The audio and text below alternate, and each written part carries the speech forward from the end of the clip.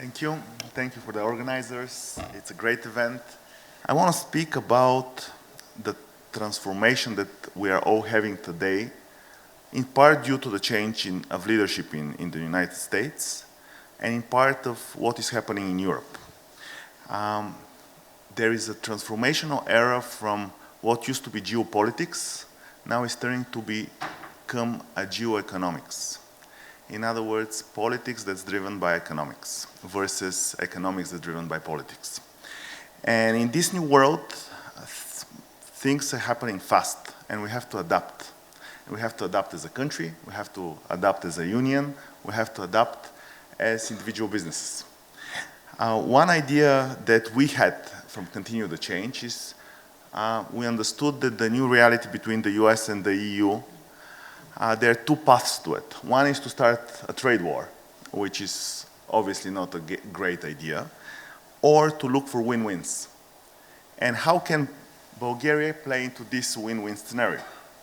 One of our ideas was, for example, looking at the trade deficit between the EU and the United States. There is 160 billion in trade deficit. If we can balance a bit this trade deficit in a win-win scenario, then maybe we can avoid things like a trade war. Our contribution, for example, we're the last pipeline that enters Russian gas into the EU. And we thought, what if we put a tariff or a tax for a transfer that just makes all the competitors in the gas market with equivalent cost? For example, a 10 euro tax for a transfer on Russian pipe gas would make the US LNG and the Russian gas at equal pricing for potential customers in Europe. That could all rebalance a bit the trade deficit between EU and United States, can create great revenue for the Bulgarian budget without taxing the local business, and we can create equal footing on costs so that within the European Union, you don't compete on who has access to Russian gas and who doesn't, but you actually compete on value-added activities. So that's an example of how Bulgaria, the EU, and the relationship between the EU and the United States can be thought in a different, more geo-economic platform versus the former geopolitics. In Europe, there is a big thing happening this year, and that's the design of the new budget. That's very important for all the Europeans. In the budget, there are two groups of people right now in the EU.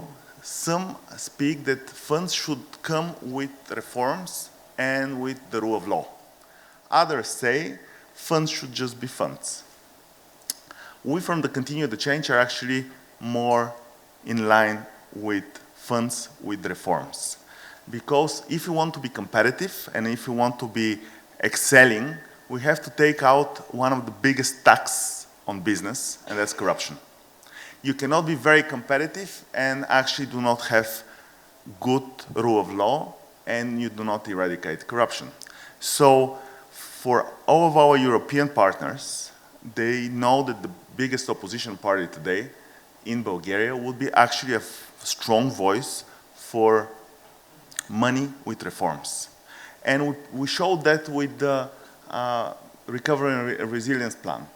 Many of those reforms would never have happened unless they were tied to funds. Now, some people say, oh, the reforms were too hard for Bulgaria, the funds are not absorbed. It's not too late yet, and it's not so difficult. And I really hope that the new government would actually have the strength to continue this. And we, as an opposition party, will try to push them in that direction as much as we can.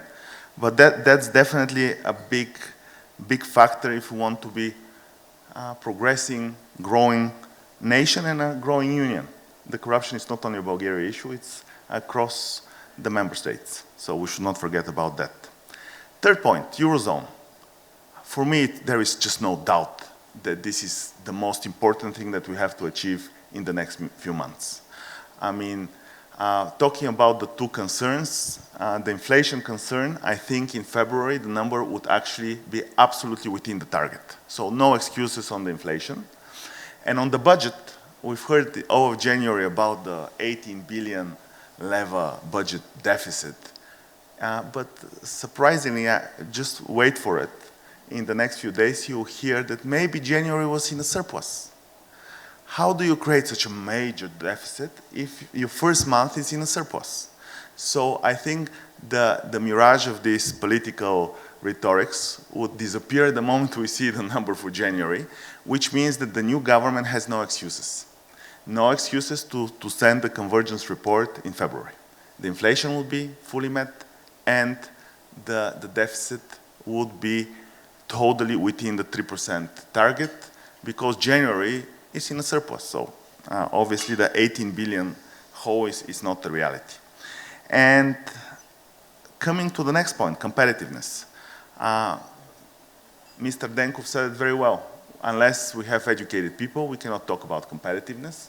But that's very important for us as politicians, but also insight and universities that actually teach modern day frontier technologies is extremely important for the competitiveness of Bulgaria. Of course, it was mentioned how funds are being put into the economy. I was much more of a proponent to have a competitiveness benchmarked funds that actually show some kind of a more of a financial instrument characteristic versus pure grants as a way forward, and we'll be looking into that. And the final point is, since it's an opening statement, every time you feel you're not sure how Bulgaria is doing, take a look back for a moment. And you'll see that in the last 3 years, we're not dependent anymore on a single supplier of energy. I mean, in January 1st, I was really happy when I woke up and I see that there is all these problems with the Russian supply of gas, and I'm like, that's not a problem anymore for Bulgaria. We're part of Schengen now. That would be a few billion euro per year additional contribution to our GDP. And I think the expectations of people have changed. And I think this is the most permanent change in a society. When the expectations of people about their politicians, about the environment, about their fears have changed. If you go out today on the streets of Bulgaria and say, Russia will not supply any more oil or gas, nobody will be afraid. Only 3 years ago, we would have been, oh, this is the end of the world. Are we going to have the coldest winter? That's not the case anymore. If you now go into the important sectors like education and healthcare, and if you say, oh, the income should go much lower than you're having now, everybody will protest because the people now have these expectations that the standard of living has risen. And the final point is, if we can achieve to be adequate in the new geoeconomic world, be together with our partners in Europe for reforms for funding, have the Eurozone done on the checkbox, and continue to focus on competitiveness, I think Bulgaria will be a great place to do business and to live in. Thank you. Thank you very much indeed.